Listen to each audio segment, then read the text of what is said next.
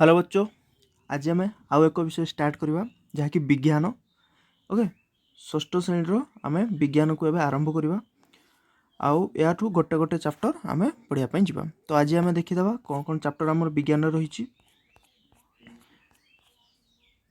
विज्ञान रही प्रथम अध्याय जो फास्ट रही खाद्य। खाद्यर 3टी चैप्टर अच्छी। प्रथम अध्याय खाद्यर उच्च, खाद्यर श्रेणी विभाग, खाद्य पदार्थर परिष्करण। ओके, तापर अच्छी दैनंदिन जीवनर व्यवहृत वस्तु, वस्तुर प्रकार भेद, वस्तुर और पदार्थर परिवर्तन। तापर अच्छी जीवजगत विषय सप्तम अध्याय अच्छी जीव निर्जीव परिस्थान, उद्भिदर विभिन्न अंशर गठन और कार्य।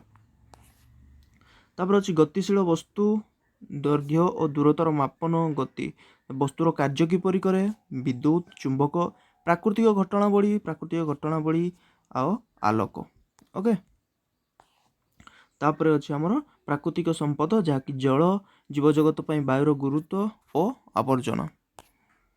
तो आज आम प्रथम देखा कौन खाद्यर उच्च। ओके, आम यहाँ खाद्यर उच्च को आम आज पढ़ा।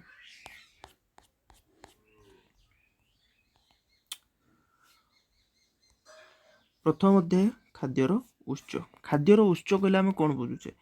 खाद्यर उच्च माने खाद्य आमर जोठू आसुची ताकू ही कहुए कौन खाद्यर उच्च। ओके, आम तो खाद्य कौटू कौटू आसुची आम ए विषय आज आम पढ़ा। प्रत्येक जीवर वैशिष्ट्य होची जन्म, वृद्धि और विकास, प्रजनन और मृत्यु। सबू जीव कौन करती? जन्म होती, बड़ होती, विकास होती, प्रजनन तापर मृत्यु। ओके, यही समस्त कार्य तार खाद्य आवश्यक। ए सबू कौन खाद्य आवश्यक। जड़े जदि जन्म होची ताकू ता शरीर वृद्धि से कौन खाद्य आवश्यक, ना से बंची पार ना, कारण से खाद्य ही शक्ति पाई थे। खाद्य ही आमको शक्ति मिलता है जो द्वारा आमको बड़ हबारे, वृद्धि हबारे आमको साहाय्य करते। से शक्ति द्वारा से समस्त कार्य करते। आमको जदि एनर्जी न मिलूँ, खाद्य खाले आमको कौन मिले? एनर्जी मिले, शक्ति मिले। जदि शक्ति न मिलूँ ताने आम कार्य किपर करवा? शक्ति द्वारा से सब कार्य करते। तेणु खाद्य को जीवनर धारणर उत्स बोली कहुए। तेणु खाद्य को कौन कहुए? जीवन धारणर उत्स बोली कहुए। ओके, यह द्वारा जीवन समस्त मौलिक आवश्यकता पूरण होता है। खाद्य खावा द्वारा कौन होता है? आमर समस्त मौलिक आवश्यकता पूरण होता है। खाद्यर प्रकार भेद कौन? खाद्यर प्रकार भेद तुम्हें 2 दिन घरे जहाँ खाइच ता सारणी अनुसार खातार लेख। दिवस खाद्यर नाम। प्रथम दिन तुम कौन खाइच? मनकर डाली, भात, अंडा। द्वितीय दिन मांस, माछ, भात, रुटी इत्यादि सब। ओके, ता तुम्हें सेठी पूरण करिवो।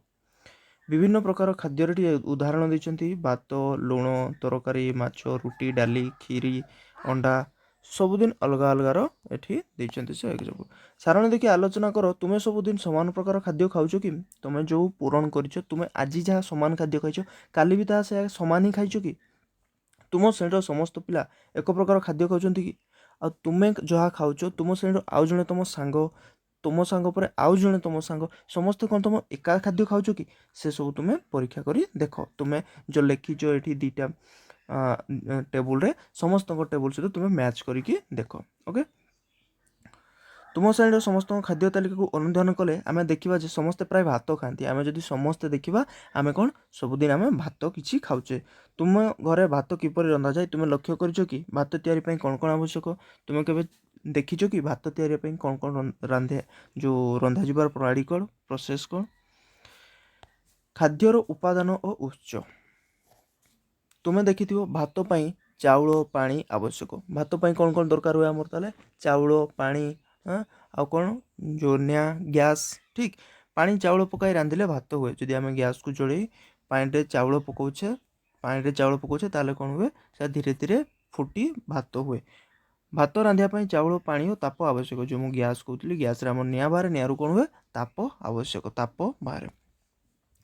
तुम्हें और तुम सांग मैंने तैयारी करथिबा खाद्य तालिका को देख। से प्रत्येक खाद्य क्यों को उपादान आवश्यक दिजाती उदाहरण लेख। जमीक आम भात कौन कौन दरकार? भात चाउल दरकार, पानी दरकार, ताप दरकार। सेमती तुम्हें जो जो ना लिखिच से कौन कौन दरकार। ओके, तो फास्ट आम देखा ये गोटे एग्जांपल देछि से कौन? रुटी। रुटी पे हमको कौन कौन दरकार? रुटी पे हमको दरकार अटा, पानी, लुण इत्यादि सब रुटी पाई दरकार। डालमा पाई विभिन्न परिबा, नड़िया, डाली, तेल, लुण, पानी, पियाज, लंका, हलदी ए सब दरकार। सेमती तुम ये लिखिपर चिकेन कौन कौन दरकार ओके आउ जहाँ जहाँ तुम खाइच तार भी तुम ये लिखिपर आपाई कौन कौन दरकार ता भी एठारे लेब आवश्यक उपादान जहाँ जहाँ दरकार ताहा लिखिब ओके प्राणी और उद्भिद ठारू मिलुथुवा खाद्य प्राणी और उद्भिद ठारू मिलुथुवा खाद्य को आम देखा प्राणी ठारू को खाद्य मिलूँ आमको और उद्भिद ठारू को खाद्य मिलूँ तुम्हें सारणी पूरण कर सारा देखिए जे भिन्न भिन्न खाद्य प्रस्तुति में आवश्यक उपादान पार्थक्य देखा जाए तुम्हें जिते ऊपर देखिल कि से अलग अलग सब उपादान गुड़िक देखा जाए अटा पानी लुण ओके एगुड़ी बर्तमान देखिए तुम्हें लिखा उपादान गुड़िक मिले कौठू केउठू मिले एगुड़िक मध्य केतक उद्भिद मिलता है आउ केतक प्राणीकटू मिलता है जमती कि आम जदि देखा से कौन किसी उद्भिद ठारू मिले आउ किसी प्राणीक ठारू मिलता है जमती कि क्षीर मांस अंडा ए सब कौन आम प्राणी ठारू मिलता है ओके आउ जो आम कौन कौचे नड़िया डाली ए तेल ए सब कौन मिलता है आमको उद्भिद ठारू मिलता है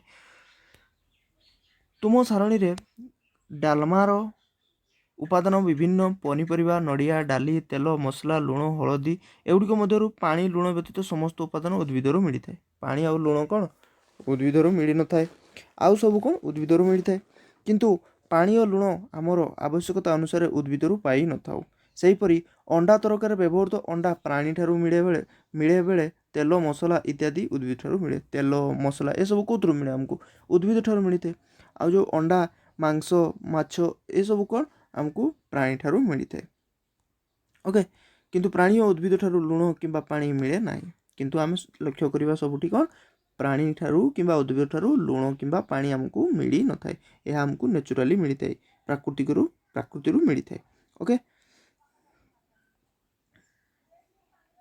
तुम्हें लिखि तार प्रकृति मतलब तार अलग सोर्स तुम्हें लिखि खाद्य तालिका को देख से ही खाद्य गुड़िक उपादान गुड़िक केउठार मिले सारणी 1-3 रे लेख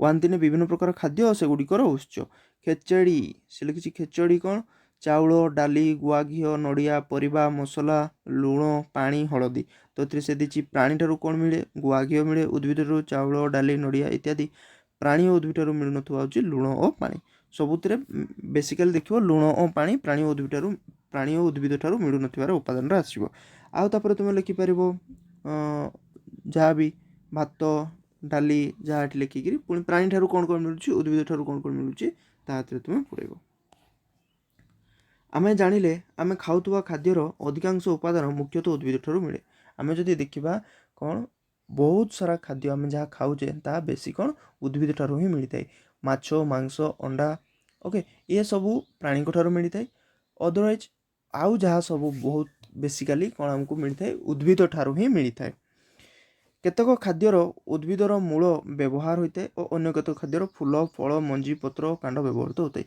आम केतक उद्भिद देखा जमती आम आलू आलू कौन मूलर आसता है उद्भिदर मूलर आम बाहर करते हैं तो ये हूँ उद्भिदर मूलर व्यवहार होता है अन्य केतक खाद्य फूल जातीय जते आम खाऊे फूलरू फलरू मंजी पत्र ये सब आम खाई थाए कांड व्यवहृत होता है यहीपरि उद्भिदर विभिन्न अंश को व्यवहार करी अनेक प्रकार खाद्य प्रस्तुति करा जाए उद्भिदर एमती कौन बहुत सारा अंश को व्यवहार करके आम खाद्य प्रस्तुति करते गोटे गचर विभिन्न अंश एक प्रकार खाद्य प्राय व्यवहृत हुए नहीं गोटे जदि आम गचर देखा तो तार सब विभिन्न अंश को गोटे प्रकार खाद्य व्यवहृत हुए नहीं अलग अलग उद्भिदर अलग अलग कौन जो प्रकार विभिन्न अंश अलग अलग मिसी थाए तुम्हें एपरी कौन गछ जान जार पत्र फूल फल और कांड को खाद्य रूप व्यवहार कराए तुम्हें जान कि कौ गचर जो पत्र फूल फल कांड को खाद्य व्यवहार करा जाए बोईतालु देखो उद्भिद जातीय गछ या कौन तार पत्र फूल फल ए सब पूरा को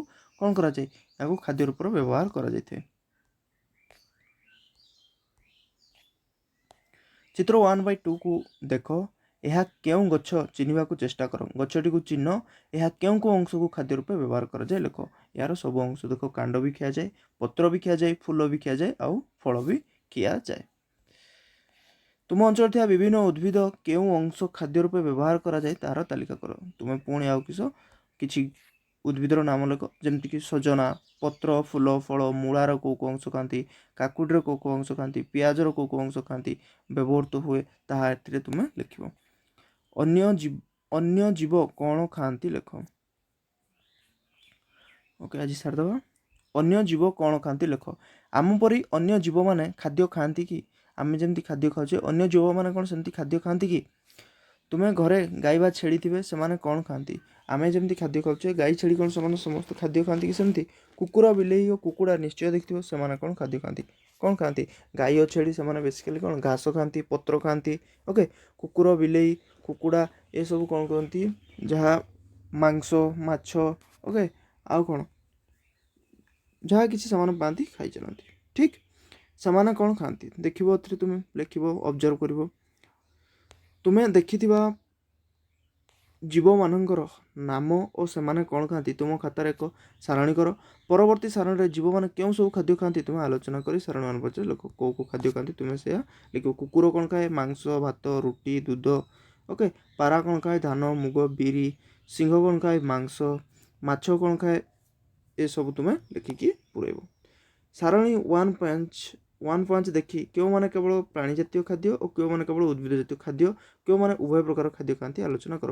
ଏଥିରେ ତୁମେ ଦେଖିବ ପ୍ରାଣୀଜାତ ମାନେ ଖାଲି ମାଂସ କିଏ ଖାଉଛି ଦେଖୁଥିବ, ମାଂସ ଅଣ୍ଡା କିଏ ଖାଉଛି, ଆଉ କେବଳ ଉଦ୍ଭିଦ ଜାତ ମତଲବ ଘାସ, ଫଳ, ପତ୍ର ଏସବୁ କେତେଜଣ ଖାଉଛନ୍ତି, ଯେମିତି ଠେକୁଆ ଆମର କ'ଣ ଉଦ୍ଭିଦ ଜାତ।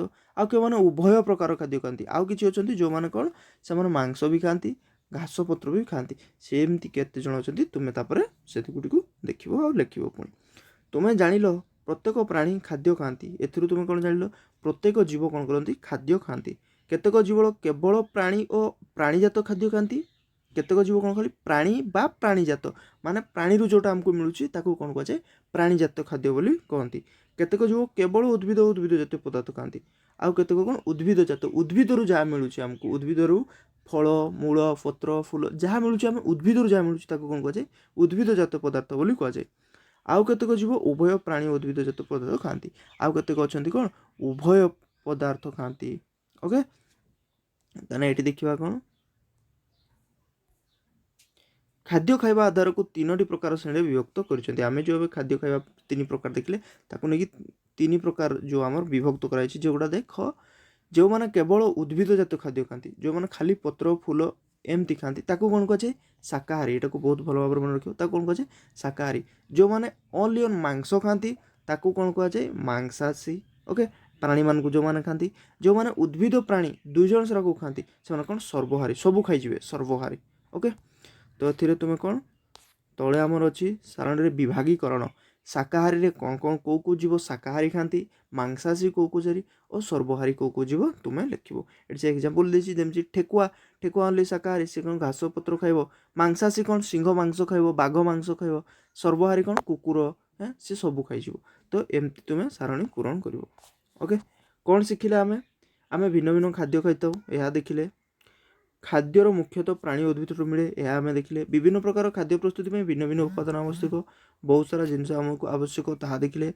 ଖାଦ୍ୟ ଅଭ୍ୟାସ ଅନୁସାରେ ପ୍ରାଣୀମାନଙ୍କୁ ଶାକାହାରୀ, ମାଂସାଶୀ, ସର୍ବହାରୀରେ ବିଭକ୍ତ କରାଯାଇଛି। ଖାଦ୍ୟ ଅନୁସାରେ ଆମକୁ କ'ଣ 3 ପ୍ରକାର ବିଭକ୍ତ କରାଯାଇଛି, ଯେଉଁକି ଶାକାହାରୀ, ମାଂସାଶୀ ଓ ସର୍ବହାରୀ। କୌଣସି ଖାଦ୍ୟ ପ୍ରସ୍ତୁତି ପାଇଁ ଆବଶ୍ୟକ ଜିନିଷକୁ ସେଇ ଖାଦ୍ୟର ଉପାଦାନ କୁହାଯାଏ। ଯେଉଁ ଖାଦ୍ୟ ପ୍ରସ୍ତୁତି ପାଇଁ ଯେଉଁ ଜିନିଷ ଆମକୁ ଦରକାର ହୁଏ ତାକୁ କ'ଣ କୁହାଯାଏ? ଉପାଦାନ ହୁଏ ବୋଲି ଆମେ ପଢ଼ିଲେ। ମଣିଷ ସର୍ବହାରୀ ଶ୍ରେଣୀର ଅଟେ, ମଣିଷ ସବୁକିଛି ଖାଏ, ମାଂସ ବି ଖାଏ, ଯେଉଁ ଭଜା, ପତ୍ର, ଶାଗ ସବୁକିଛି ଖାଏ, ତେଣୁ ସେ କ'ଣ ସର୍ବହାରୀ ବୋଲି ଆମେ ଦେଖିଲେ। ବଚ କ୍ୱେଶ୍ଚନ୍ ଆନ୍ସର୍ ନିଜେ କରିକି ଦେଖିବ, ଯାହା ନ ଆସିଲା କମେଣ୍ଟ ବକ୍ସରେ କମେଣ୍ଟ ଦେଇଦେବ, ମୁଁ ତାକୁ ସଲ୍ଭ କରିବା ପାଇଁ ଚେଷ୍ଟା କରିବି। ଓକେ, ତ ଆଜି ପାଇଁ ଏତିକି, କାଲି ଆମେ ସେକେଣ୍ଡ ଚାପ୍ଟର ପଢ଼ିବା। Okay, thank you.